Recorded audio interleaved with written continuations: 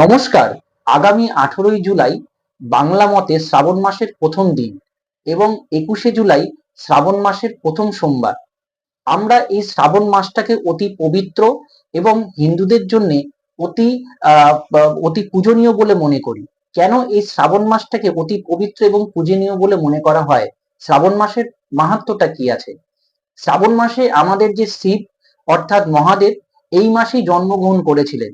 বলা হয় এই মাসেই মাতা পার্বতী শিবকে তুষ্ট করে তাকে প্রতিরূপে লাভ করেছিলেন। আবার এই মাসেই সমুদ্র মন্থনের দ্বারা সেই বিষ, সেই হলাহল সেই উত্থিত হয়েছিল এবং সেই হলাহল স্বয়ং মহাদেব পান করেছিলেন এবং পান করে তিনি নীলকণ্ঠ হয়েছিলেন।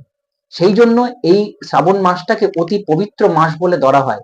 সেই জন্য এই শ্রাবণ মাসে যে 16টি সোমবার আছে, কেউ যদি এই 16টি সোমবারে সেই শিবের পূজা অর্চনা করেন এবং মহাদেবকে যদি তুষ্ট করতে পারেন, তাহলে তার কর্মক্ষেত্রে উন্নতি, তার শিক্ষাক্ষেত্রে উন্নতি, তার পারিবারিক উন্নতি, স্বামী স্ত্রীর মধ্যে যে ঝগড়া বিবাদ অশান্তি সেটি দূরীভূত হয়।